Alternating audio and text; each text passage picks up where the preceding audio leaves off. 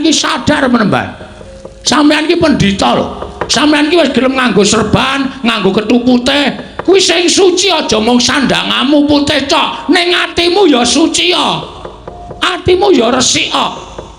Nek sandangamu kaya ngono kuwi tak sebutake kowe pendhita ndok bosok kowe. Jabamu putih, jeromu mambu. Ora ana gunane sampean dadi pendhita. Meksa karo kawula cilik, apa mbok anggap Semar ki blereng karo Brana Picesa? Ah, ngene Bagong kowe aja nesu karo aku. Yen kowe iso mbujuk karo bapakmu Semar, kowe barang bakal entuk dhuwit, kowe barang bakal entuk derajat pangkat. Aku ora mendem derajat pangkat, Dur. Aku nek wis gelem duwe derajat pangkat aku wis pilihan iki wis dadi wakil rakyat aku. Saya ora gelem aku. Aku seneng berkesenian kok. Aku seneng budaya kok. Ngono. Nggo ngapa? Aku sapa sing arep mekarake kesenian, sapa sing arep akeh budaya? Apa dianggap aku blereng karo derajat pangkat Brana Picesa? Ora kok. Aku urip kaya ngene iki seneng. Kowe tak omongi ya nek pancen kowe ora ngerti. Bungaing lahir karo bungaing batin ki mor misah. Ah ora ngerti to ngene. Oh goblok kok. Wong ki nek ngrasake bungaing batin kuwi mesti ngrasake bungaing lahir. Ning nek wong ngrasake sing diutamake bungaing lahir, bungaing batin durung iso kejangkau. Buktine apa? Wong seneng lahir iki derajat pangkat duit akeh. Lho, ning atine urung karuan ayem. Omahe nggo nyimpen duit ben dina ben bengi ping celingak-celingu. Nek tanggaku mbrobos kene, nek tanggaku mlumpat tembok njukuki dhitku, anane ming suudon. Mongko wong curiga kuwi dosa. Anane ming numpuk derajat pangkat, numpuk Brana Picesa karo numpuk dosa. Ning wong cukup kaya aku ngene iki. Tak omongi ya. Mangan sedina ping pindho wae tak gawe tentrem, tak gawe ayem, pancen rezekine sing gawe urip tumrap Bagong ming semono. Ning tak gawe wareg arep ajane ngintir-intir. Ning sing penting atiku seneng anakku iso mangan, bojoku iso mangan. Ora nyimpen Brana Picesa kokean sak madya. Ora curiga karo kiwa tengene, ora keweden nek dibobol, ora keweden nek dicolong. Ayem matine. Ngono. Apa mbok anggap urip nang alam padang ki sing utama ki ming bondo donya. Ya ngono wae piye. Sabar kok, sabar kok. Watuk ya aku ya ora apa-apa. Kang Antasena nalika semono tak kanthi saka Ngrandu Gombolo, Kakang Garwasa tak jujul ning Pringgondani. Kakang Antasena tak jujul marang Jangkar Bumi apa dene Kakang Abimanyu ya tak pethuk marang Tanjung Anom. Panggih sampeyan kok nglumpukke anak-anak Pandhawa rawuh mriki niku wigatosipun mung bakal padha tak kandhani Mitra Sasmita ingkang tak tampa kek. Aku kuwi ngimpi. Lah kok impenku mau banget gawe bombong ati ning Wisanggeni. Aku weruh kakek Semar kuwi mangku Sang Hyang Candra gumebyar cahyaning kakek Nayantaka. Wekasan sapa ingkang cedhak lawan kakek Semar? Kaperbawan marang dayaning Sunar ingkang metu saka angganing kakek Semar. Wekasan dadi ayem, tuwin dadi tentrem. Atine ingkang padha nampa sarta antuk Sunar ingkang metu saka raganing kakek Nayantaka. Saka petunganing Wisanggeni, kakek Semar bakal nampa kanugrahaning Wang Mahanasa. Mula entuk ora entuk sawaning para putra iki bakal ngempek kamukten ingkang bakal tinampa dening kakekne Semar. Mula banjur aku nganti lawan kadang-kadangku kabeh ingkang wigati aja nganti keri. Upama kakek Semar pancen bakal nampa kanugrahan kabejan sarta dayaning kanugrahan mau aja mbok agem dhewe, nanging paringna marang para putra Pandhawa dimen padha melu ngempek kamukten kanugrahan ingkang bakal tinampa dening kakekne Semar. Cah cilik kok pintere Raja Majapahit. Aku ki duwe anak cilik wae petuke Raja Majapahit. Sapa, Pak? Ya kowe kuwi. Ndara Wisanggeni iki arep etungen to, semene iki nom dhewe. Ning kok pintere ora jamak-jamak, ngendikane teteh, ngendikane titis, tur dasare pener karo apa sing tak gagas, pener karo apa sing tak karepake. Nggih, kula nampa. Matur banget panutan kula pepindhan ya Kek, sami-sami. Ning kanugrahan niki mboten ajeng isa kula gayuh. Merga syarate angel. Lho, syarate apa? Syarate kula kudu iso nglumpukke pusakaning jagat telu cacahe. Pusakaning jagat telu cacahe kuwi apa wae Kek? Siji, pustaka Jamus Myang Jimat Klima Sada. Angka 2 Sekar Wijaya Kesuma. Angka 3 inggih menika pusaka aran Kyai Nenggala. Monggo niku angel digayuh. Niku pusakaning para priyayi, niku pusakaning para luhur. Nek kula kongkonan anak-anak kula niku meng semaguh tanpa bukti, kakehan gunem tanpa guna. Gelem mangkat, gelem makarya ning perkara kasembadan lan orane ora iso dijagake. Mula gandeng nek sampeyan kepengin ngempek kamukten utawa wahyu ingkang bakal tumedhak wonten ing Karang Kadempel, ya kudu wani mbudidaya. Kudu wani banting raga meres kinget. Mengkono Kek, nggih. Ya yen pancen kaya mengkono ora usah kuwatir. Aku mengko sing bakal gayuh pusaka 3 tak boyo marang Karang Kadempel. Ampun sembrono lho. Ampun gampang ngucap. Ngoten. Ucap niku dicundhukke karo kekuatan. Ucap niku dicundhukke karo kepinteran. Ucap niku dicundhukke karo kekuwataning raga lan jiwa. Merga sakniki akeh wong sing kakehan ucap ning ora dicundhukke karo kekuwatane. Wekasan ana tetembungan kokehan gluduk kurang udan. Tom kosong. Allah. Apa kok tom kosong? Tong kosong berbunyi nyaring ngene ya, Tru. Ayo nek cara basa Indonesia ngono kuwi. Omongan oke ning ora ana nyatane. Kene iki kok tak ngenekke kene mbel. Ora ana nyatane, ora ana. Lah niku nek sampeyan sago ya sago tenan, ning nuwun sewu nek ming kandhek wonten ing lair, mboten samawon mengke ndak malah ribet-ribeti. Kek aku karo Kakang Antasena ing bakal budal marang negara Ndorowati ing wigati nyuwun ngambil Sekar Wijaya Kesuma. Nek ingkang wa mboten pikantuk, aku nggawa Kakang Antasena nek perlu takon ngamuk ning negara Ndorowati. Lah niku jenenge jilih ning nganggo kekerasan kaya ngoten niku. Niku mboten prayoga. Nek iso ya dirembuk sarana becik. Tak budidaya ngrembuk sarana becik. Aku ingkang sagu ning Ndorowati. Lah terus aku ingkang sagu marang negara Ngamarta. Nyuwun ngampil Darma Kusuma supaya pusaka tak boyong marang Karang Kadempel bareng karo adhiku Abimanyu. Matur nuwun. Lah sing teng Mandura nek pancen aku dipercaya aku tak budal ning Mandura. Siwa Semar, aja kuwatir. Aku bakal nyuwun ngampil senjata Nenggala. Ndara wis anggene kali Ndara Antasena, Ndara Garkaca kali Ndara Abimanyu. Lah sampean kok ora duwe jodoh? Iya pancen aku mung ijen. Nek kira-kira tak wenehi kanca purun mboten. Nek pancen diparengake aku gelem. Bagong kowe melu Ndara Antarja. Aku ketoke arep masuk angin ya Pak iki. Wong mau cangkeme le omong bantere ora jamak. Waras apik kok bareng entuk gawean kok masuk angin. Wong masuk angin ki ra iso ditebak. Ketoke mau waras ngerti-ngerti terus meriang terus kerokan ya pirang-pirang kowe iki ora terus ngarake aku ngono kuwi. Siji wong masuk angin, loro wong mati ora iso ditebak. Ana sing lagi tengok-tengok kepengin kedulungan wayu mejang. Ngerti-ngerti modar. Dasmu kuwi. Kowe nyemoni bapak kowe senengane ora. Mangkel aku. Wong aku yo masuk angin tenan kok mbok delok iki didemek. Terus iki bathuk iki. Oh iya panas ngono kok. Heeh. Nek kira-kira madang waras ora, Gong? Ane kuwi waras.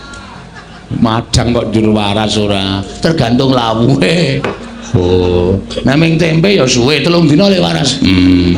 Nek sate kambing ya karo tengah jam wis waras. Lah apa? Sate kambing. Oh iya. Kowe lak tukoke aja kuwatir. Nek tensine munggah aku ora tanggung jawab lho. Aku ora tau ndek tensi ya, Tru. Oh. Uteke ora panas. Ora bakal panas wong ora diutek aku. Ha iya. Kula suwun nek pancen pun saguh, nggih saguh mawon. Lan kula ngaturaken panuwun ingkang tanpa pepindhan.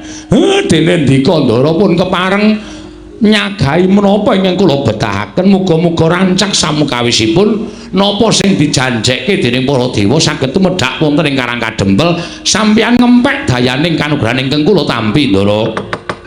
Bekti kula konjo penembahan. Oh, Bagong iya. Pangestu tampanana ya, Bagong. Nun inggih, sanget anggen kami dadosaken jimat dipun sekecahipun anggenipun lenggah. Wis ora kurang prayoga praptaka ning Karang Kadempel. Eyang aku ngaturake bekti kunju. Lho, iki sapa iki? Aku wis anggeni, Eyang. Oh, wis anggeni ya putu. Pangestu tampanana ya wis anggeni. Tak gegem dadekake jimat. Slamet Mbah Kakung. Lho, sapa iki? Aku Antasena. Oh, Antasena putuku kowe. Pangestune Simbah Tampanana ya, Nger. Ndak gegem dadekake jimat Eyang bekti kula kunju. Suarane kaya Gatotkaca iki. Kasinggihan mekaten. Pangestu Tampanana ya tetuka. Kula pundi nggo jimat Eyang bekti kula kunju. Iki sapa? Kula pun Antarja. Oh iya Antarja. Pangestu Tampanana ya Naka Baginda. Kula pundi nggo jimat paripin dayaning kasantosan Eyang bekti kula kunju. Oh iya. Anu sapa iki? Janaka. Sanes kula Abimanyu. Oh, Abimanyu putuku cah bagus. Pangestuku Tampanana ya Abimanyu. Kula pundi nggo jimat paripin dayaning kasantosan. Wah. Durna bapakku. Aku katurake bektiku katur. Lho, Werkudara ana suarane kok ora ana wujude. Werkudara pangestune Mbah Tampanana. Niki Bagong, Mbah. Oh, setan ki ora.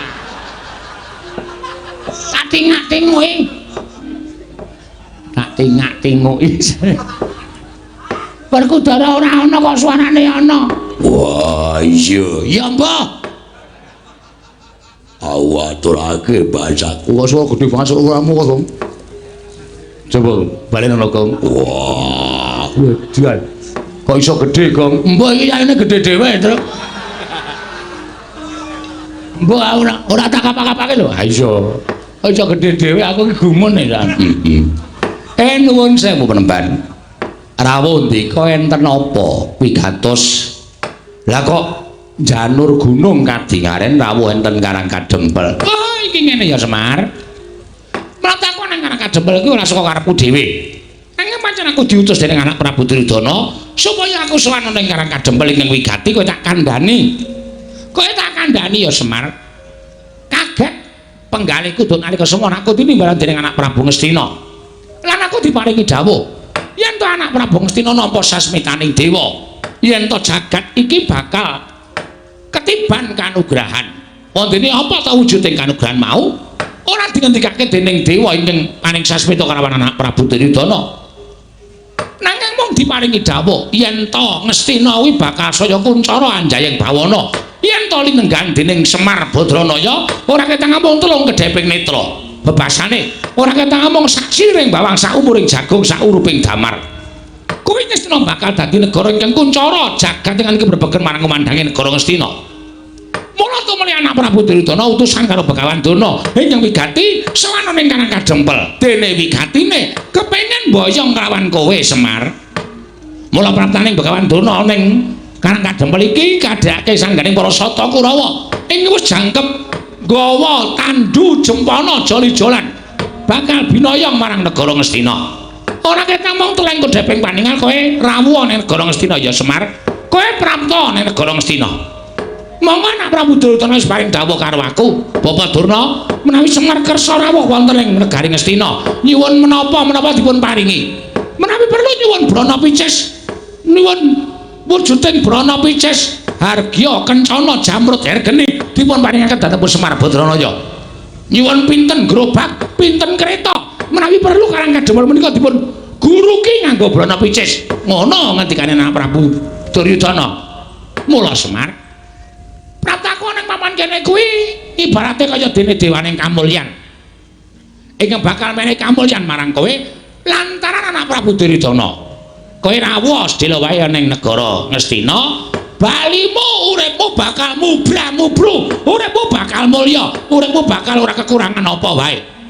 Malah ngendikane anak Prabu Duryudana nek Semar gelem ning negara Ngastina saklawase bakal pinaringan pangkat nujum paran para ana ing Praja Ngastina, kowe bakal mukti ngawibawa Nyakrawati Mbau Denda. omahmu ora bakal kaya ngene wujudane. Oh, Semar, kowe iki mesakake temen kok. Uripmu sarwa ngrekoso. Coba to, kowe ora ketemu aku pirang puluh tahun. Mongko saka pewayanganku, kowe ora ketemu aku pirang-pirang tahun kuwi bayang aku lho. Omahmu kuwi wis apik, omahmu kuwi wis becik. Ning kok panggah kaya ngene coba. Pendopo nek le pendopo, ning payone ana gendeng, ana seng, ana plastik. Apa kaya ngono kuwi wangun pendopo? Tur ing atase kowe iki abdi ning para Pandhawa lah kok iki ra lincak biyen kae ora ganti-ganti. Nganti dilemeki triplek barang. Uripmu kok kaya ora kepenak to Semar. Mula iki ana kalodhangan. Yen kowe gelem sowan negara Ngastina, apa kang dadi kekayaanmu bakal kasembatan. Nek perlu omah iki dimbrokke, kowe mbangun sing anyar. Bangun sing anyar. Prabaya ora saka kowe. Nanging saka negara Ngastina bakal dicukupi. Kowe pengen bangun omah wujud kaya ngapa? Omah sing kaya kepiye? Bakal kasembatan. Waton kowe gelem sowan negara Ngastina. Kowe kandha. Kowe njaluk sandangan cara kepiye? Kowe sesuweng ora mung suweng wujude lombok abang kaya ngene ketok peng-pengke. Kowe nganggo suweng sakurungan jago dumadi saka inten bakale kewer-kewer kupingmu. Ning mesti bakale kelakon. Mula kan saka kowe Semar ayo to. Aja nganti kowe mikir kaping pindho, aja nganti kowe metung-metung bola-bali. Iki kalau jangan kowe entuk kamukten. Kowe entuk kamukten. Nek yen kowe ora gelem tak boyo marang negara Ngastina. Oh, Semar. Anak Prabu Durna wis maring dawuh karo aku, bahwa Durna sagedhakan menika panjenengan boten saged boyong dhateng Semar Badranaya. Ginanipun menapa panjenengan kula sembah? Ginanipun menapa panjenengan dados pujangganing negari Ngastina? Ginanipun menapa panjenengan kula sembah-sembah minangka guru kula? Mboten wonten ginanipun. Menawi namung boyong Semar kemawon panjenengan boten saged ateges Durna menika namung pendhita ingkang mboten wonten nyatanipun. Buktinipun kawon kaliyan Semar Badranaya. Mila tinimbangane aku kosen bali marang negara Ngastina, oh, paripaksa aku ngrudha peksa karo kowe Semar. Yen kowe ora gelem tekan negara Ngastina, tak rudha paripaksa. Bangga bakal tak rampungi, budi bakal tak sembadani. Apa sing dadi karepmu bakal tak wujuti. Rupa wani, jembar wani, padangane wani, petengane apa meneh Semar.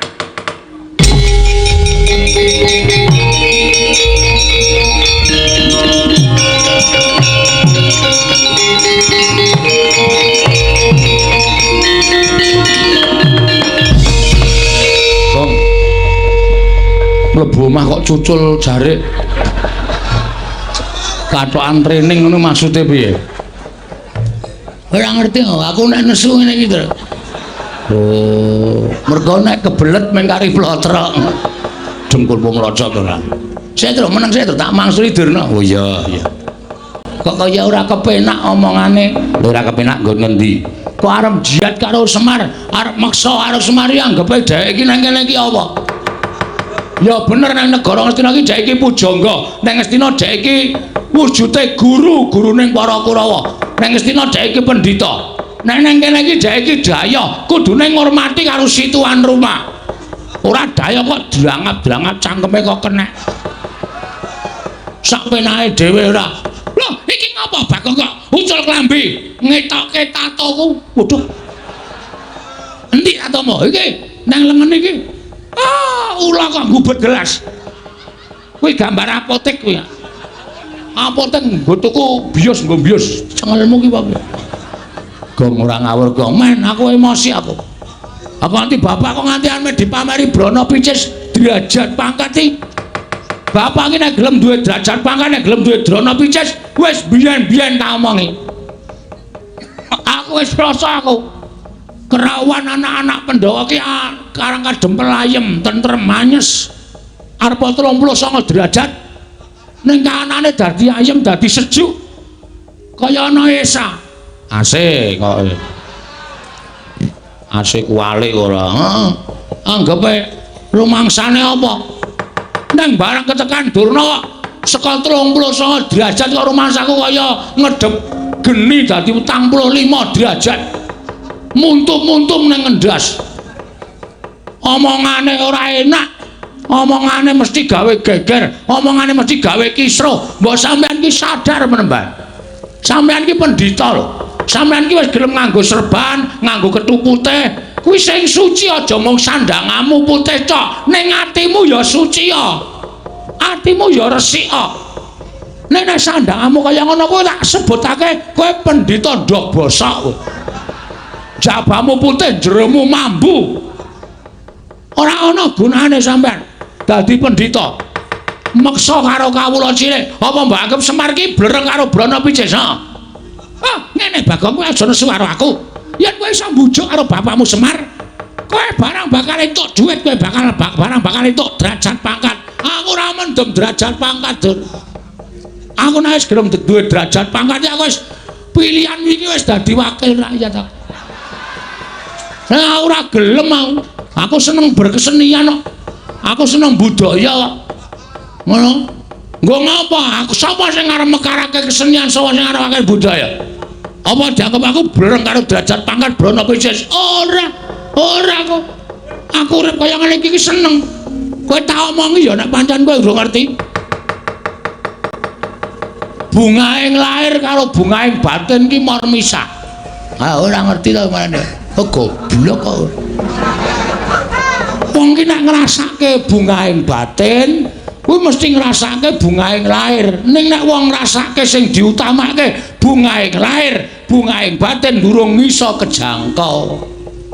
Buktine apa? Wong seneng lahir iki derajat pangkat duit akeh. Lho, ning atine urung karuan ayem. Omahe nggo nyimpen dhuwit ben dina ben bengi ping celingak-celingmu. Nek tanggaku mbrobos kene, nek tanggaku mlumpat tembok njukuki dhitku, anane ming suudon. Mongko wong curiga kuwi dosa. Anane ming numpuk derajat pangkat, numpuk Brana Pijes karo numpuk dosa. Ning wong cukup kaya aku ngene iki. Tak omongi ya, mangan sedina ping pindho tak gawe tentrem, tak gawe ayem, pancen rejekine sing gawe urip tumrap Bagong ming semono. Ning tak gawe wareg arep ajane ngintir-intir. Ning sing penting atiku seneng anakku iso mangan, bojoku iso mangan. Ora nyimpen Brana Pijes kokean sak madya. Ora curiga karo kiwa tengene, ora keweden nek dibobol, ora keweden nek dicolong. Ayem matine. Ngono.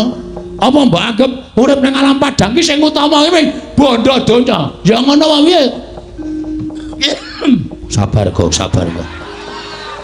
Watuk ya aku ya ora apa-apa. Tangane, mah. Tangan berita nggo idu ora. Padha ora kowe. Lah nek sagedakan iki arep mboyong karo Semar dengan cara memaksa, itu Anda sudah melanggar hak asasi manusia. Anda sudah melanggar kemerdekaan setiap insan. Wah, edian. Bagong ngomongane apik tenan ya. Aku S8 Oh. S ki mung tekan 3, S3. Aku S8 kok. Apa kuwi? Sinten sumerep cilik tapi lagi gesos ya. Pak Toton dasmu lho. Kuwi mung ngomongane cah cilik kok nggo dagelan ora. Kula kelas kali kula keling. Kajak kula keling-keling. Heeh. Hah? Aku arep mengimbangkan iki karo Brana Pijes nang kene salah nggon kowe. Nek kene arep pamer Brana Pijes boyong karo Semar, anake rage sing ora trima. Lho, nek ngono kowe wani karo Bagawan Durna? Wah, lah ora tau ndelok wayang kok. Nek ndi-ndi Bagong ora wedi karo sapa-sapa. Bagong karo Durna ya wani, karo Sengkuni ya wani, karo Duryudana ya wani, karo Pandhawa kala mangsa aku ki wani. Kowe wis tau ngerti lakon Bagong gugat durung? Dewae tau sak asik. Nek urung ngerti nanggap. Ora mung ngenteni aku crita, tuna aku. Apik kowe gayeng, dewae morat marit tak sikat kabeh. Lah kok mung Durna. Apa itu? Kecil macam mana? Oh sampean pamer nang kene nggawa Sata Kurawa. Ha kerayaan. Sampeyan iso nyenggol Semar, boyong Semar tak peksa nang ngendi jenenge negara Ngastina. Nek gumlundung sirahe Bagong. Lho, ora lho iki serius. Yen ngono kowe wani karo Bagawan Durna, sing tak wedeni apamu? dudu ning kene papane wong neter katetean. Ayo metu jaba. Piye? Metu jaba. Wis sijab kok metu jaba. Rugi. Oh, wis muhrim kok. Anggo ngapa tetet gong tampil dasmu lho kowe. Cangkem elek ora. Kuwi mbok yo sing apik ora. Kowe ngapa sing ngajari ya kowe ya. Bahane iki kan sing ngajari kowe. Nek ora ditokke sanggon-gon ora. Lah kuwi malah kurang ajar kuwi. Ditokke sanggon-gon kuwi. Ra yo ngregeti to. Oh, ora. Ayo, metu Jawa, tuntut ya. Lakon makan.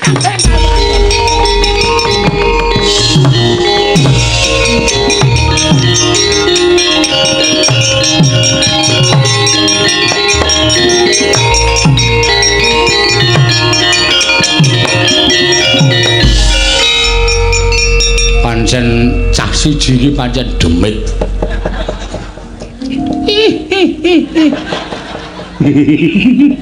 Awiran delok polahe Bagong iso guyu dhewe dunekke demit ya. Lho kirik.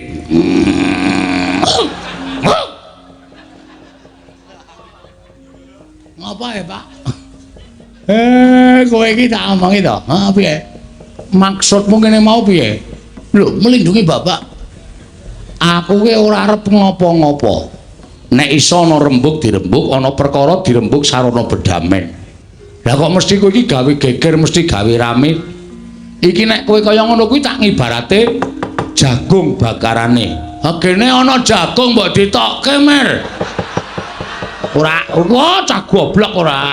Jagung bakarane iki apa kuwi paribahasa, tanggung perkarane ngono lho. Kowe iki sing gawe perkara, kowe kudu nanggung perkarane. Maksudnya aku mung Durna apa piye?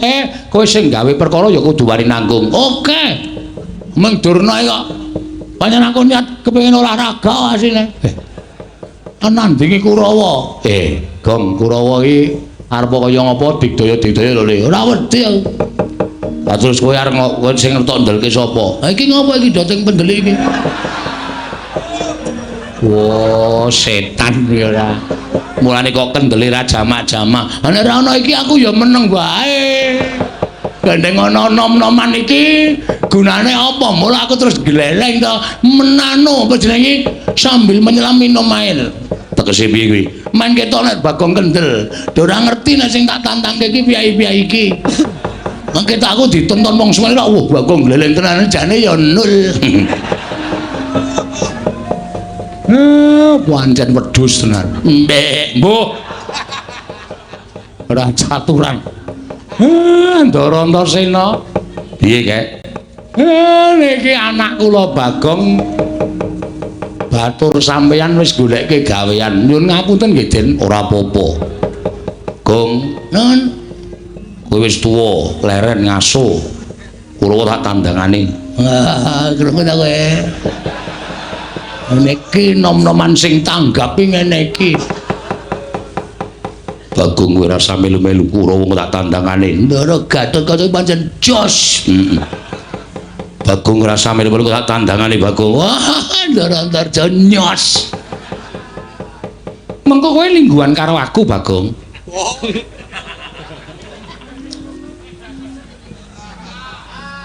Piye, Gong? Iki ra patek otop iki. Kancane do nyambut gawe engko lungguhan karo aku, Bang. Apa mung paitan bokong lho. Paitan bokong piye? Lungguhan iki ra mung paitan bokong to. Wah, mbok temandang. Aku ki nek temandang sing tak nggo jagan ming Kakang Antasena. Mau Kakang Antasena wis saguh ngewangi kowe ya wis ben Kakang Antasena. Kurawa 100 ki rasa dadang nganggo Kakang Garaca, rasa dadang nganggo Kakang Antarja. Kakangku Bambung Antasena iki nganu iso ngrampungi perkara kok. Ya Kang, mbuh. Kok mbuh apa? Mbok sing sopan iki. Aku arep dikaya ngene iki ya anak satriya, anake bapak kudu tok bambung-bambungke. Oh, senengane ora. Kurang ajar karo Kakangne kok Bambung Antasena. Sing berani kocluk Antasena. Tendhangi raine ra. Matur nuwun nggih, Den. Nek pancen kaya ngoten ampun nganti kesempyok ing aradan kawula kula pengamuke Kurawa sing didhawuhke Begawan Durna mangke mang tambak teng jabaning rangka Karang Kadempel njaluk pamit yo Kek njaluk pamit Jiwa Semar.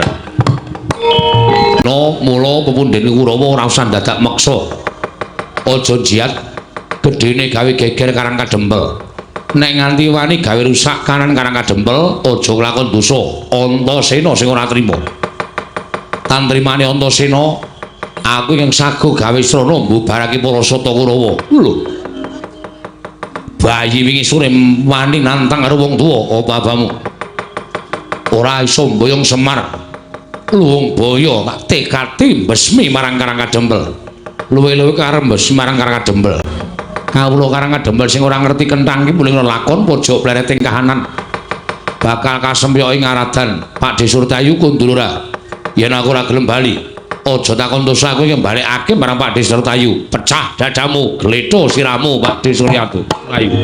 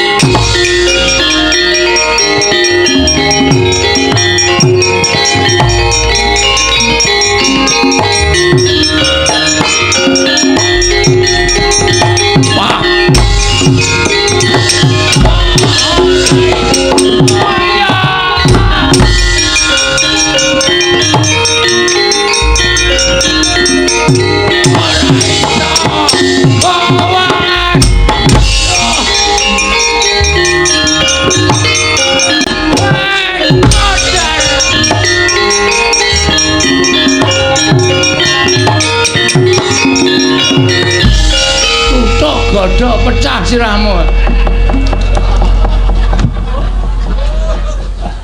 Waduh, kleru len jupuk aku.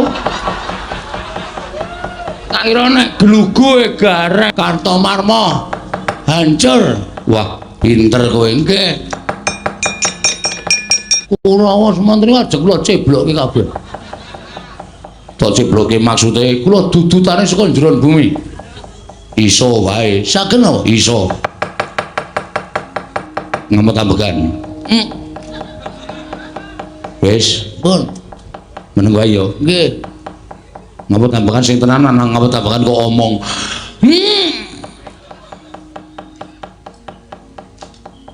Wis meleko.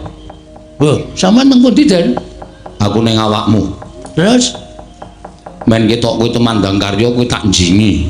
Oh, terus? Kowe ngopo-ngopo iso, perang menangan, tamani tumbak ora apa-apa, tamani gada ora apa-apa. Yen lumrah kowe arep ambles bumi ya iso. Carane? Ngampet ambegan terus batinmu nyuwun ambles bumi. Bathukmu templekno lemah engko ora bablas. Bablas sak nyawane. Ora. Iki serius lho, iki ora guyon lho. Iya, ora guyon. Cobane ora.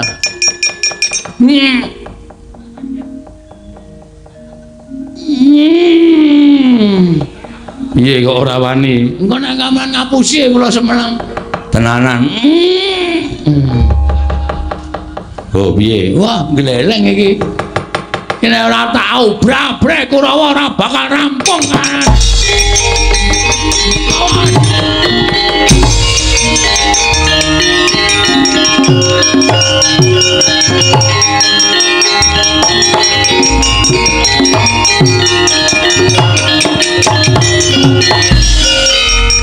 Bagong iki Satama lho ora basa karo aku. basa ngapa? Kowe rene arep gawe geger kok dadak tak basani. Jaluk Semar Badralaya. Bapakmu kok rene. Tenjangane ora. Pendhita macem apa kuwi? Pendhita marmeksa karo Semar Badralaya. Ora usah nyumbari karo wong tuaku. Satama Keduga glindhingke sirahmu. Piye? Satama Keduga glindhingke sirahmu. Biyen Bagong wong ora-oranmu. Saiki urung karuan. Kowe iso ngalahke Bagong, bumi langit tangkep Pecah sirahmu. pangkal tayone legane atiku.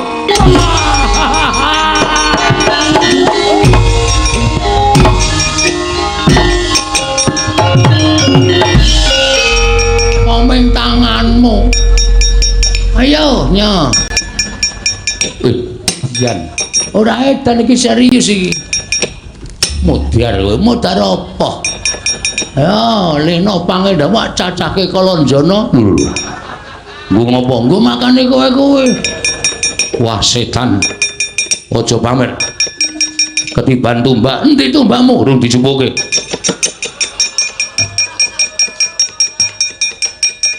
Tiban tumbak jebol dadamu. Nganti iso gawe mbledos. Wetengku. Bumi langit tangkep. Ayo, ungalno dadamu. Nya, Dan meletik metu genine. kandhane mula aku ora nggawa rek.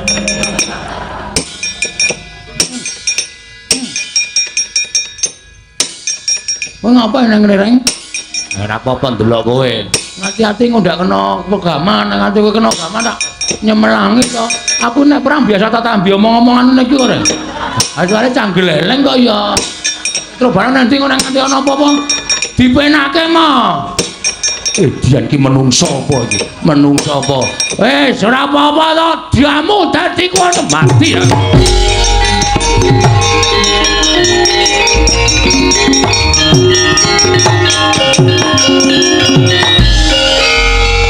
Kok ngleleng kowe, Wer? Tumbak ditutuke cengel kok tang tang tang tang. Cah ampo. Ora usah gumun. Butuh tela ora? Apa butuh tilang apa? Golekke. Kang. Wedian. Kang. Rasa wedi, aku kira apa-apa. Santai wae to. Tak goleki mayit wedok apa? Mah. Mayit kok wedok, wah bocah kok ngelenge ra jamak-jamak. Pono-pono lo kaleng. Bagong. Bagong apa? Bagong kok iso ambles bumi? Ora sanggumun mergo dinjingi karo adiku.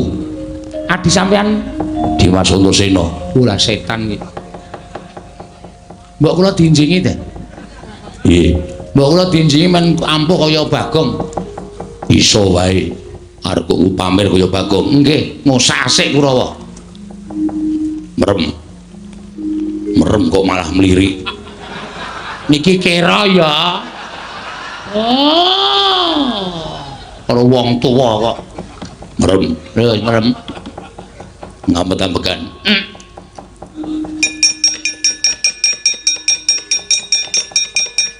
Wis melek. Sampeyan teng pundi? Aku ning awakmu. Kuwi lah. Terus kekuatane? Mabura. Carane? Sikile gedruk lemah ping 3.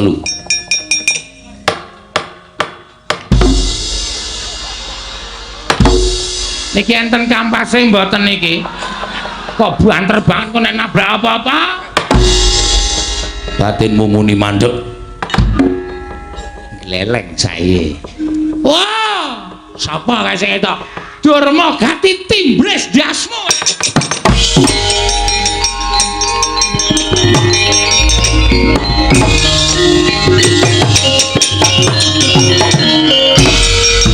Oh, biar.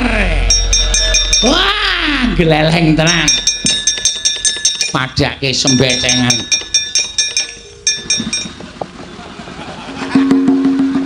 Kok aleman rek. Lek tuku gas nendi? Gas matamu ora. Iki lho delok iki lho. Iki aku iso nek di atas tanah itu bisa. Ngumpul sithik, Pak. Wah. Golek kolah ra ono gendenge. Arep ngopo? Ngincen kaya. Sempatan nih. Wih lah Bagong ngampuh, gareng ngampuh.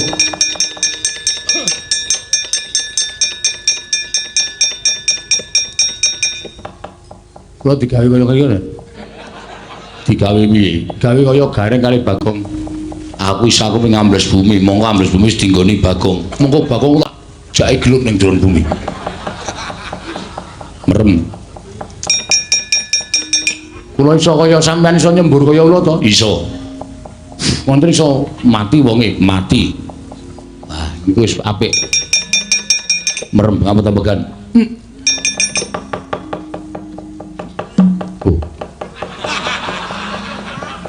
Ojo endo. Nek arep dingslupi aja endo.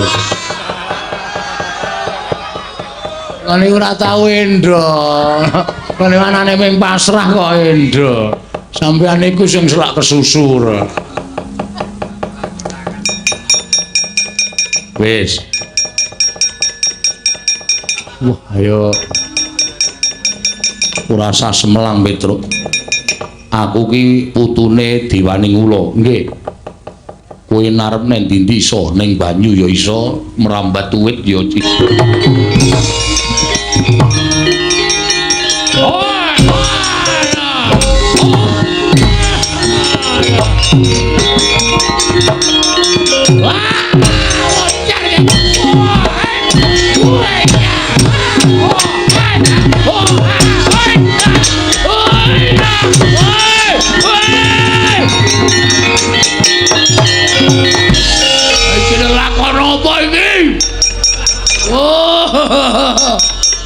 Kapokmu kapan? Semangkean. Ayo Kurawa gelem bubar apa ora? Ora gelem bubar, ajar anak-anak Semar legane. Kon nimbles? Kon nimbles apa piye? Mutiar. Oh, kamu kapan kowe? Kowe ngapa ya, Truk? Oh, kowe iki senenge cah kurang ajar. Gong, napa iki kilen nandur iki tenanan. Kok ambles bumi nggawa kantong gandum. Telone wong tok pedhiki tok wadahi iki piye? Engko nek panen nek jebol rak wis ra ono telone to. Kowe engko tak kei to. Wah, aku nek carane ngono kuwi gah aku. Wah, gah Gong, aja baleke Gong. Wes kowe ra sampe santai wae to, kowe ra sampe melu pokoke butuhe kowe engko tak kei. Jeneng aku ra wani iki. Gong, wes wae. Oh, wis. Wah, kandhane kaya ngono. Dok gelut neng bumi sing weruh ya sapa? Wayang kok menganimasi.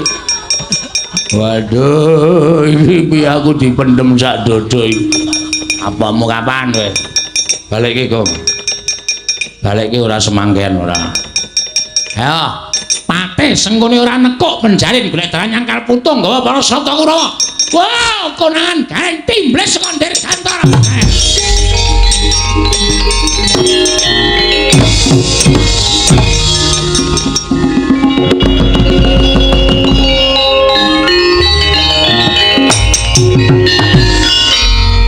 Solare entek apa ya iki?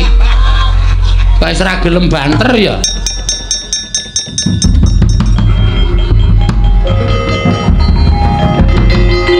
Wah, kabulatore reget iki ya. Suara-suarane mak plok plok plok plok plok. Man. Piye? Dicebloke sak dodo, Man. Ceblok kira sapa wae sampeyan nek ngerti gila. Bagong ambles bumi, Petruk ambles bumi, Gareng mabur. Medeni, Man. Bagong ki ambles bumi. Nggih. Nek ati bisa diceblok. Anggere ana mak sendul kudu mencolot, nek ora mencolot bisa diceblok karo Bagong. Matur-matur wani atas ya tak junjung ya. Ngono. Ngono. Wah. Menjane Bagong keceron iki lene blok. Aku. Sampeyan ki wong tua to. Ngerti tandur lagi diceblok kok dijeboli. Mbok nek tukul njaluk. Antel mencelot kowe. Sembecengan nglayu wae selak dicemblokke meneh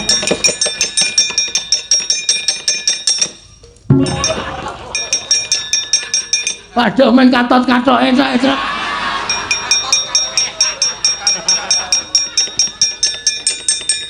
demet gege karepe dhewe Patih kok katoke ditarik untung lobok dadi ora sak wonge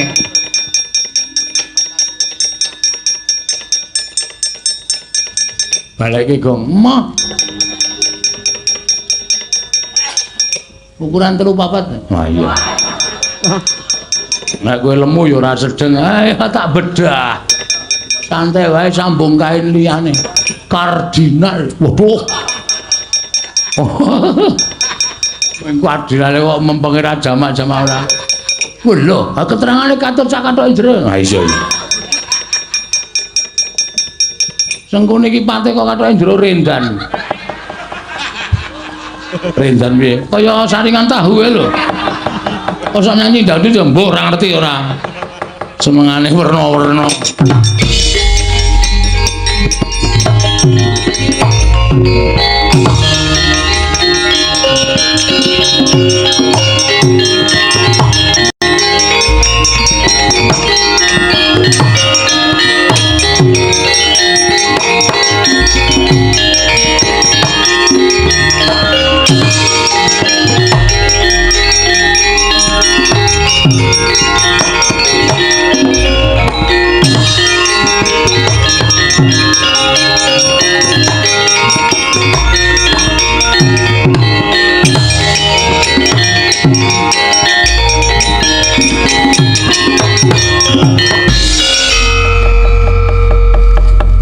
Dibantu karo ndara-ndara Kurawa mesti sineng kene ya nek mesti. Nek ya paling berpartisipasi meng aku lho. Ha iya ta, gua Dursasana tak ajar timblis. Heeh. Wah seneng aku. Aku ora arep matur ndara Garukaca nek wis rampung masalah ben nang kene terus. Lho. Nang ngono terus piye? Maksude ben nang awakku terus. Dadi aku iso mabur tekan ndi ora kok ming tekan semuk semene tok. Nggih to isih kowe gleleng lho nek mabur. Apa terus? Oh. Sikilmu kaya ora tekle. tanganmu kaya rake, sikilmu ora kaya becik, tanganmu ora kaya tekle, mripatmu kaya ora kira nek mabur. Kok karang yo gleleng tenan kaya aku iki. Piye? Rusak kok terus pisan. Kaburatore jepluk. Woi. Sing duwe abur-aburan wis minggat. Mula aja sok pamer. Ya. Kowe ora iso mabur, aku tontonan tetep iso. Piye, Kang? Sing iso ambles piye wis metu kok terus mbok ya wis. Ha iya, akeh lho bapak malah tindak mrene. Ayo engko bapak karepe sing diutus sapa rak ndoro-ndoro ki samakta ing gati sawika ing dene terus. Matur nuwun nggih, Den. Pun damel padhang kanan karang kadempel. Ndara Antasena. Kula tak nagih kesaguhan sampeyan. Aku mangkat karo adike Wisanggeni, kek ora usah kuwatir. Ndara Gatotkaca kula nagih kesaguhan sampeyan. Aku bakal budal karo Abimanyu, aja kuwatir, Siwana Yantaka. Ndara Antarja kula ya nagih kesaguhan sampeyan. Aku bakal budal nadani jen sowan Womandura. Ngestu padha dawing Siwana Yantaka. Muga-muga sami lebda ing karya. Boten manggal setunggal menapa kelakon panjangkanipun ingkang ngabdipun Semar. Aku budal dina iki Siwana Yantaka. Aku mangkat dina iki Siwana Yantaka. Aku mangkat dina iki ya kek bareng karo Wisanggeni. Ingkang atos-atos nggih ndara-ndara kula mugi-mugi saged kasembadan. Ngono ya. Nanging mbok yo aja banget-banget nggone ngasorake marang derajating Nata Ndrawati. Ing atase pusaka ingkang winastan Sekawijaya Kusuma kuwi pusaka kadewatan. Ora ana wong liya ingkang diwenangake ngasta kejaba Nata Ndrawati lah kok dadi Kakang Semar. Mung kepengin gayuh kanugrahan wae lah kok dadak nganggo syarat srana wujuding Sekawijaya Kusuma. Lah kek utusan marang nom-noman kaya kowe lan Antasena. Ya to yen pancen mengko aku maringake pusaka mau. Bakal mbok aturake marang Kakang Badranaya nanging jiwaning muda kuwi laduk wani kurang geduga. Yen to nganti tok gunake bab ingkang ora prayoga apa ora jeneng kapitunan. Mula bab perkara iki aja kok enak sarta aja mbok anggap gampang. Nggone pun bakal maringake Sekawijaya Kusuma iki bakal akeh pitunganing Nata ing Ndrawati. Mula sing gedhe pangapura ya Wisanggeni. Yen sira swanana ing negara Ndrawati bakal nyuwun ngampil senjata wujuding Sekawijaya Kusuma, aku ora ngeparengake. Mula kowe bali marang ngersaning Kakang Semar. Matura ingkang terwaca marang Kakang Badranaya yen Sekawijaya Kusuma ora bakal sowan marang Karang Kadempel Wisanggeni.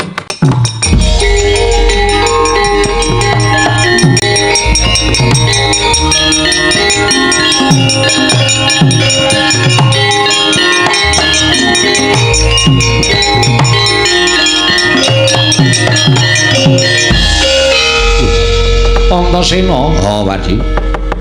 Lah kok dadi banjur sumaronong sowan menyaket kelawan Makming Ndrawati.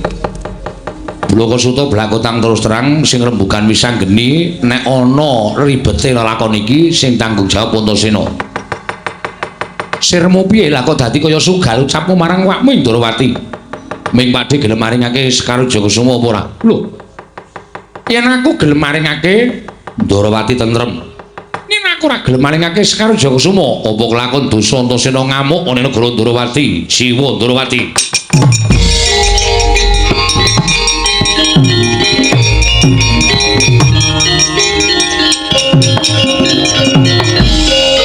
Setyaki. Sirama nganggo tirtaning kesabaran aja kaya ngono Setyaki, Kanjeng Iwun. Bocah nom dumeh dugal kuwarisan. Dumeh dugal kuwarisan nom-noman ora nganggo petung, ora nganggo tata krama sakapinake dhewe. Nggih. Sampeyan nyumbari ajeng gawe geger negara Ndrawati. Nek ora krungu Senopati Ndrawati mboten napa-napa. Nek krungu Senopati Ndrawati niki dadi tanggung jawabe satru ing garep Ruji ingkang paman pun Setyaki. Menawi angger Antasena badhe damel geger negari Ndrawati, krana Kanjeng Prabu mboten maringaken Sekawijaya Kusuma. Ajangipun mboten wonten ing pundi-pundi namung wonten dadanipun Senopati Ndrawati. Metu njaba le tak jajale kaya ngopo kekuatan malih dengar.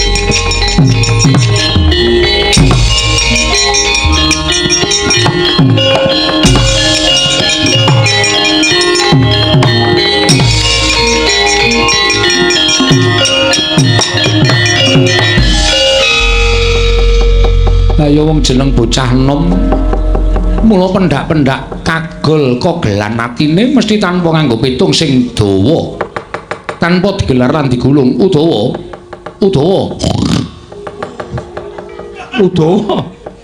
Lah kok dadi kaya ngono lho Patih kok nganggo tata krama. Lho, untune malah gathuk barang. Ate kok untune kerot. Udawa wonten timbalan. Lah rak ngono to, senengane ya nyuwun pangapunten sinuwun. Tatanen para kawula aja nganti kasempyok ing ngarep dan aku ing bakal misah ing padha kejegan kula semanggaken Setyaki leren aja kaya bocah cilik Dimas Garbaruci.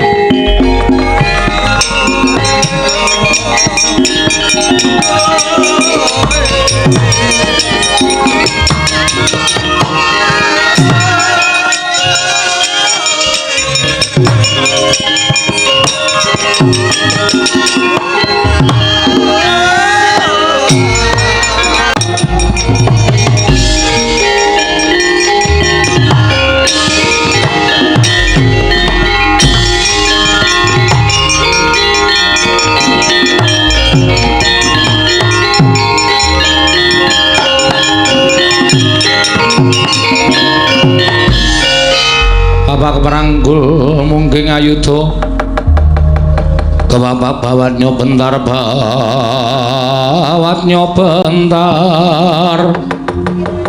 kebabaknya mungking aloko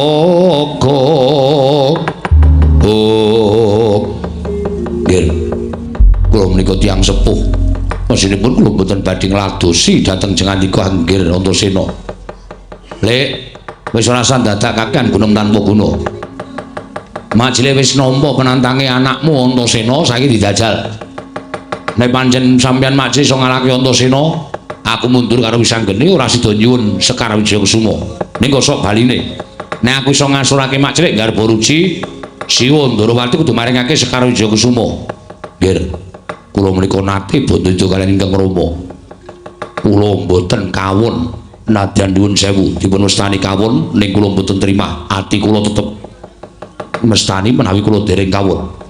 Apa meneh namung atmajanipun anake kaya sampeyan rasah ngatoske banyu ngembukke watu. Ayo dijajal rek nang kene kaya apa aku sing kalah jroning boto itu monggo kula ladosi. Ning aku njaluk ngapura lho nek aku neranyak karo Majlis Garbaruci.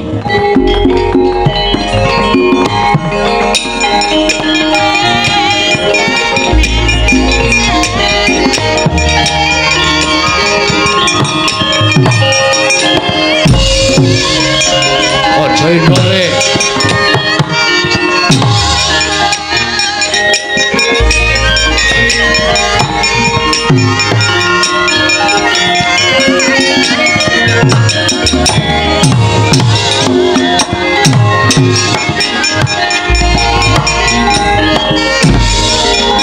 Wah, geleng tenan.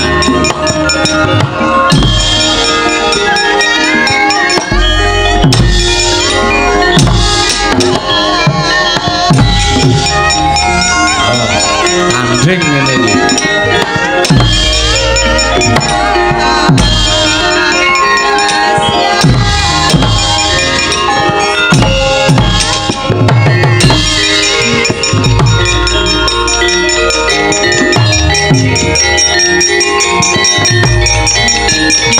Yo. Hai. Setyaki.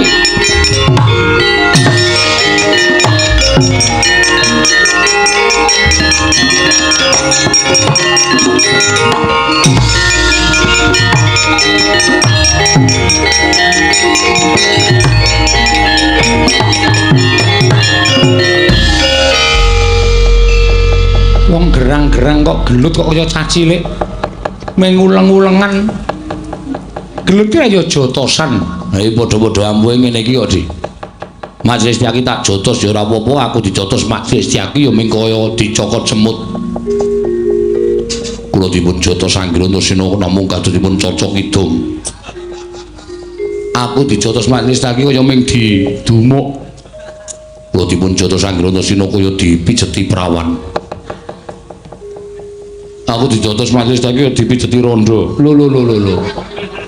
Iki kok tekan wong wedok-wedok ki ngopo to?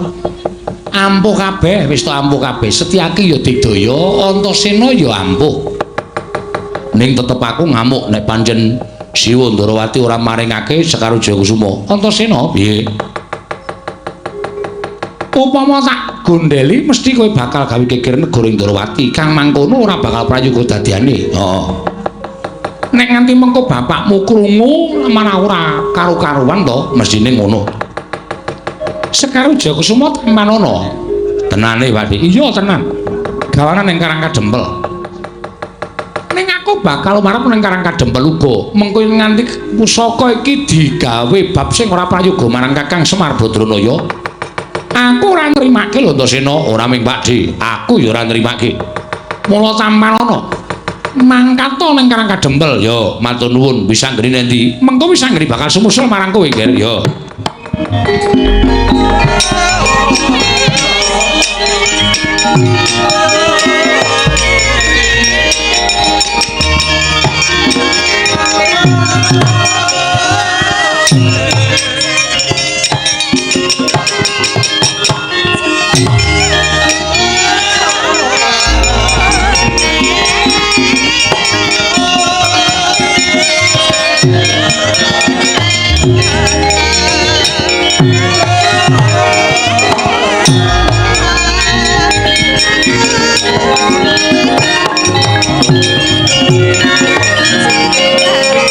Setyaki wonten timbalan. Setemene sadurunge wis anggere lan Antasena ki mau sowan. Siadi ndak kanthi prapteng Datulaya, saya temung bakal ndak kanthi pirembugan babagan perkawis menapa. Pasumenan ingkang ndak lakoni ingkang ana gandeng cenenge kelawan Kakang Semar Badranaya. Lah kok jebul ingkang pinaringan sasmita dening para dewa ora ming pun Kakang dhewe nanging klebu anak-anak Pandhawa uga pinaringan sasmitan dening para Jawata mekaten. Setyaki wonten timbalan tumbun negara. Paduka Kanjeng Prabu badhe tedhak dhateng pundi? Aku tak nglapat lakune anakku lanang sakarone kuwatir ing atiku ya sing tak kandhake ngarep. Jiwa muda peladuk wani kurang geduga, mbok menawa Sekar Jayakusuma dienggo bab sing ora prayoga. Aja nganti aku ing kapitunan. Lah ngaten sembah kula ingkang ndherekaken Jengkar Paduka. Titip negara Setyaki nggih ngestaken dawuh Prabu.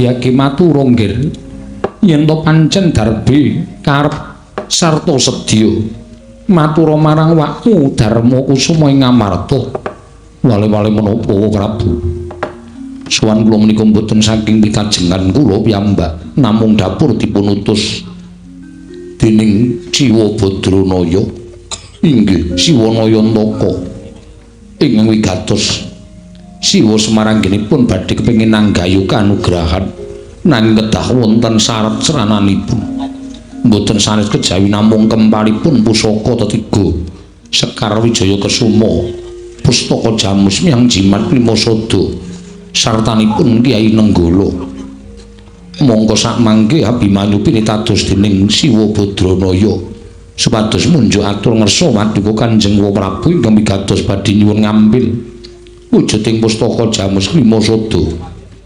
Mugi keparenga sakmangke badhe kula boyong wonten ing Karang Kadempel wa Prabu Darma Kusuma. Mangkahanggro sesumbar Lindha pami gonceng kumaludhuk guntur ketop lumembak penyu kang kumambang Dosang Wisnu Bathara kang anjok saking wiyadi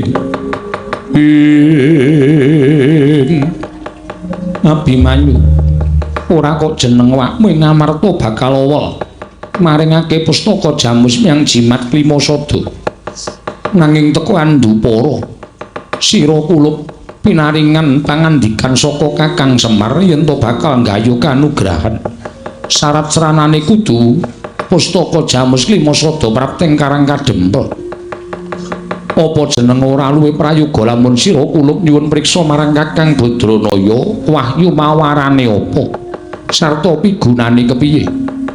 Teka sira kulup Atmajaku Tanjung Anom dinuta dening Kakang Badranaya tumuli budal ngadhep ana wakmu ing Ngamarta nanging ora nyuwun pituduh marang Kakang Badranaya. Kanthi cara mengkono mau apa kira-kira pun ing Ngamarta bisa kumandhel kapercayane marang sira kulup sakarone. Mula sing gedhe pangapura lamun pun ora bakal maringake pustaka Jamus Miang Jimat kelima Sadonggir Tanjung Anom.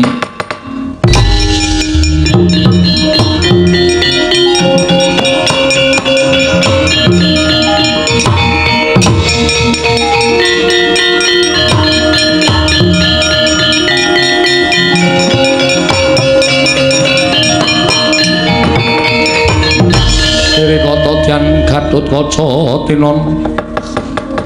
tinon mapakarga suta tekapira Kresna kulup tetuka ana ponggir teka sajak ora prayoga kang dadi atinira kulup Gatut Kaca nuwun pamunten sampun dados kesaganipun ingkang putra ing Pringgondani bilih sowan kula wonten ngersanipun Kyai Semar Badranaya kula kedapi kantuk damel mila samangke Gandeng Patuwa Prabu sampun paring dawuh mboten badhe maringaken pustaka Jamus Miang Jimat kelima Sada kula nyuwun pamunten tinimbang samangke Gatotkaca menika dipun wastani satriya ingkang boten saged ngugemi dhateng menapa ing sampun dados kesaganipun paripaksa nadyan kula dados ndeking pangamun-amun bebasan putung kabandemna remuk kasawurna kula mboten badhe kesah saking negari Ngamarta Prai Patuwa Prabu mboten kepareng maringaken wujuding pustaka Jamus Miang Jimat kelima Sada. Wah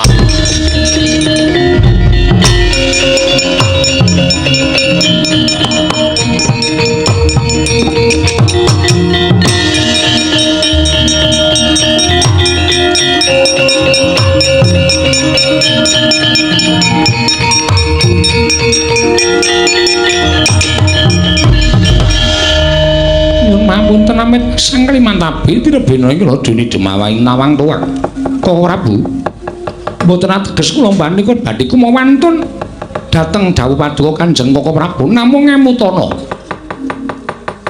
Kakang Mas Yodipati ingkang samangke tumuli mulasara dhateng atmajanipun semanugi Kakang Mas Madukara ingkang tanwandi ugi boten badhe gesek karena menapa ing dipun tindakaken dening Kakang Mas Yodipati menapa mboten saru dinuling atasipun tiyang sepuh kalian putra samir gejegan doh nyono cerak nyono sami mestani menawi kula warga Pandhawa menika mboten rukun Koko Prabu kinarya nyahak tuwin kinarya nyupet dhateng reraosanipun para kawula dhateng para Pandhawa miwah atmajanipun mbok inggih turta malih Kyai Semar Badranaya menika salaminipun kula menika srawung kalian Kakang Semar mboten nate tumindak goro utawi ujar lelamisan. Mbok menawi menapa ing dipun tindakaken Kyai Semar menika kala wau pancen saestu badhe anyadong kanugrahaning dewa Koko Prabu.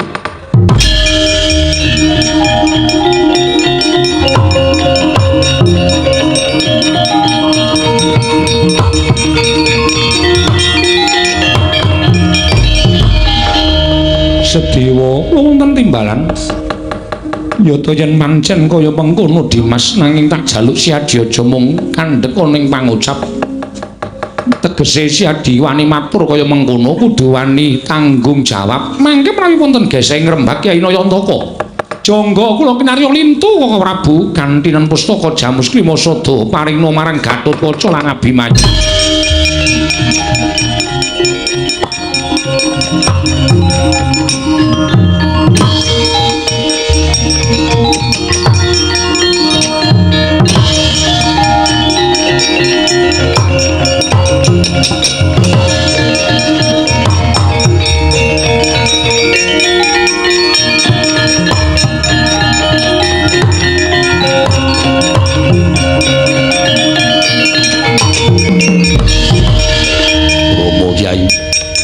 Nyuwun pamunten mboten badhe wantun kaliyan pepunden Pandhawa nanging ngawrat nemban dawuhipun Kyai Semar Badranaya inggih Siwa Nayantaka menawi ngantos boten pikantuk damel menapa boten lingsem Rama Kyai kagungan putra ingkang mencla-mencle gunemane kaya banyu tumempang godhong sente cangkeme.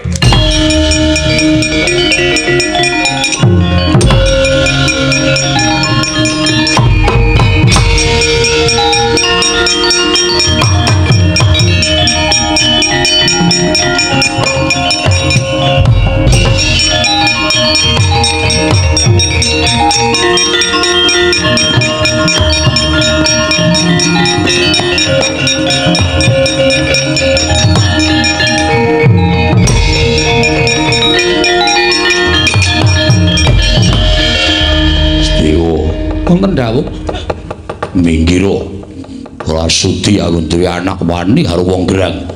Nun sewu Kakang Mas. Kula ngemban dawuh timbalipun Kaka Prabu Darma Kusuma mbarep kakangku dawuh piye. Gatotkaca pinaringan pustaka Jamus Myang Jimat Limasada. Wah, kuwi tenan nggih. Menawi ngantos kula dura sampun ngantos beja gesang kula. Yen pancen ana dawuh saka mbarep dawuhna karo anakku. Wah, janji kok dinggo salah gunake dening Gatotkaca apa dene Abimanyu aja lakon dosa. Aku dhewe sing bakal matrapi paukuman lawan kowe. Iki ngestaken dawuh Paduka Rama Kyai Gatotkaca wonten timbalan. Pustaka Jamus Limasada tampanana. Nanging wanti-wanti pitungkasing pamanmu. Ih, kemareng Paduka Paman. Sak budalmu tekan Karang Kadempel Kakang Mas Jodipati lan Kakang Mas Arjuna ingkang bakal tutwuri marang lakune anak lanang Pringgondani kula aturi paringaken Paman.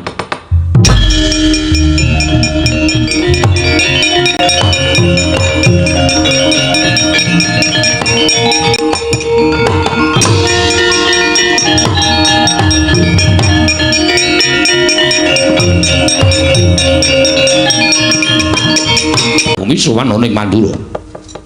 Wale-wale menapa? Sowan menika sak boten saking pikajengan kula piyambak namung dapur dipunutus dening Siwa Semar Badranaya. Lho, Kakang Semar utusan lawan Atmaja Kunjangkar Bumi kasinggihan mekaten. Wigatine mugi dados ing kawuningan bilih Siwa Nayantaka anyur nyadhong kanugrahaning Jawata. Ingkang sak mangke kegiatanipun kanugrahan menika kala wau badhe andayani tumraping negari Ngamarta miwah pepundhen Pandhawa. Nanging ngendinipun Ki Semar Badranaya sedaya menika saged kelampahan menawi saking pambiyantu Paduka Kanjeng Prabu Mandura. Lho, pambiyantuku piye? Krana syaratipun kedah ngempalaken pusaka 3 cacahipun. Pustaka Jamus Limasada Sekar Wijaya Kesuma lan Kyai Nenggala. Wa sowan kula dipuntus dening Ki Siwa Semar Badranaya. Supados nyuwun ngambil pusaka Kyai Nenggala badhe kula boyong wonten ing Karang Kadempel. Piye?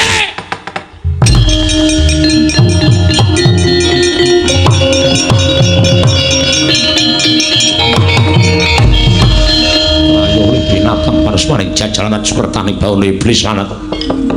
Kontursa wonten timbalan. Lah kok wani-wanine? Kowe kumo wani matur yen bakal nyuwun ngambil Kyai Nenggala. Ngerti ora? Yen pancen kowe durung manuk, yen pancen kowe durung ngerti. Pusakaning Baladewa kuwi wujude loro, kodrat karo wiradan. Sing kodrat mapan nang epek-epek Baladewa aran Kyai Nenggala, sing wiradan jenenge Kyai Alugara. Lah kok dadi Semar nyuwun ngambil Kyai Nenggala padha karo moteng-moteng tangan itu Baladewa iya. Iki ora bakal bisa digawa dening sapa wae. Iki mapan ning jeroning kulit sak jabaning daging. Cetha yen to Semar Badrana bakal ngrusak marang negara Mandura. Milih Kyai Nenggala padha karo ngilani jajane Baladewa Pati.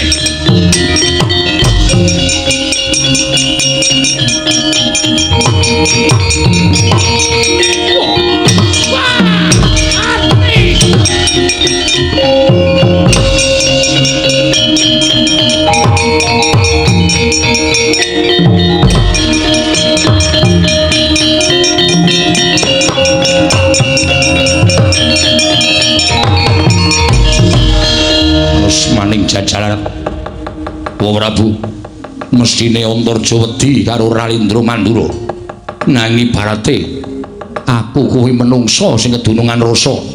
Lah kok dadi malah kung sira ngendarat marang Antarja. Babu. Apa dikira aku wedi karo Nata Mandura? Ayo dijajal. Anak Jodipati karo Nalendra Mandura menang sapa ning kene ditemtokke. Antarja.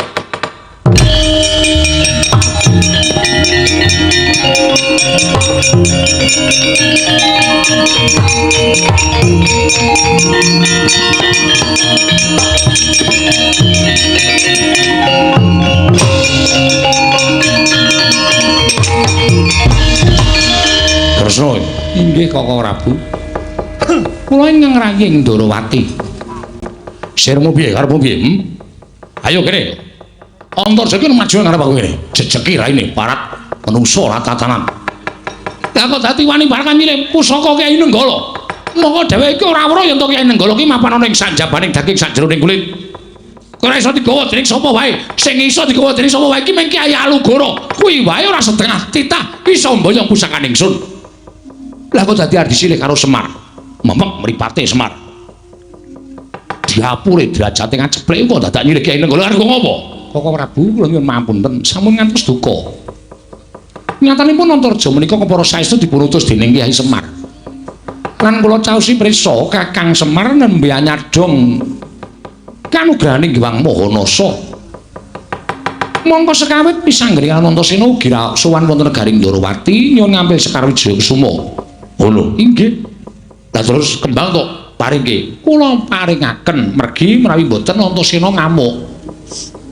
Tumunten ngabaring ing kula tampi Gatotkaca kaliyan pun Abimanyu nyuwun ngambil pustaka Jamus Klimasada. Lah terus ugi dipun paringaken ngambil dening Kyai Prabu Darmakusuma.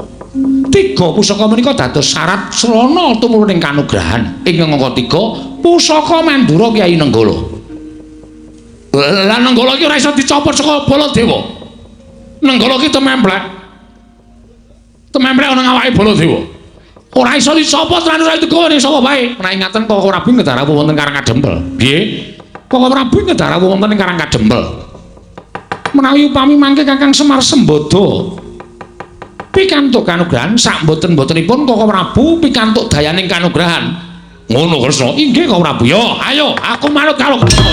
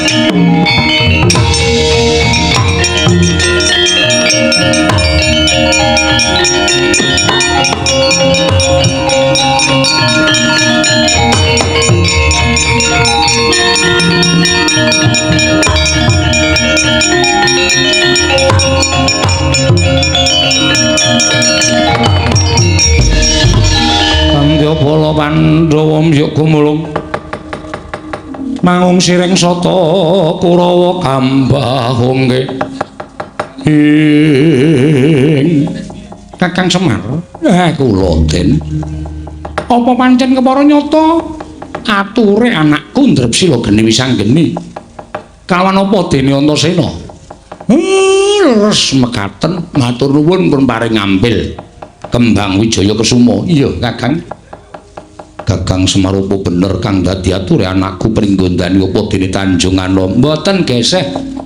Kula sing dawuh, kula sing nyuwun tulung sami sowan teng negari Ngamarta.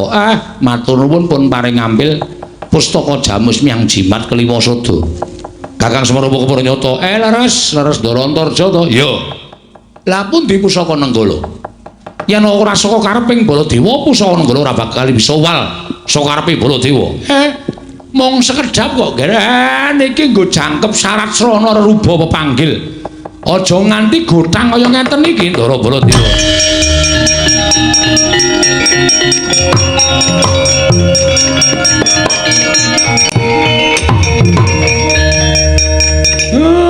Matur sembah nuwun. Pun disuwuk saderenge kula dodong. Wis tak aturake. Nggih Den, nggih. Matur suwun. Lah kula niki mung manut karo kersaning sing kuwasa sing paring sasmita kalawan ingkang abdipun Semar. Kula dhewe ya ora ngerti terus ken pripun gandeng pusaka wis mlumpuk kaya ngeten iki kula ken pripun. Muga-muga dewa ora mblenjani menapa sing didhawuhke kalipun Semar Badrana.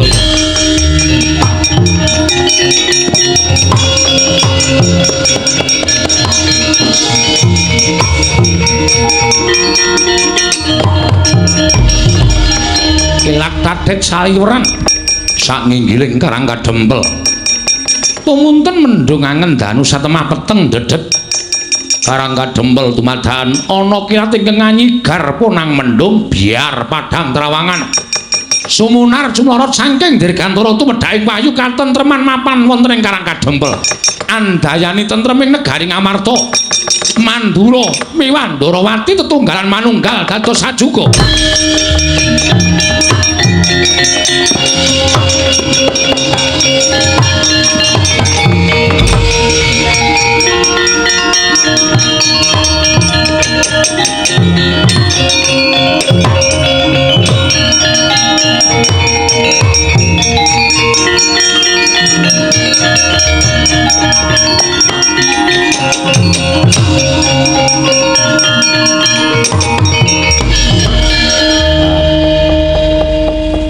Ternyata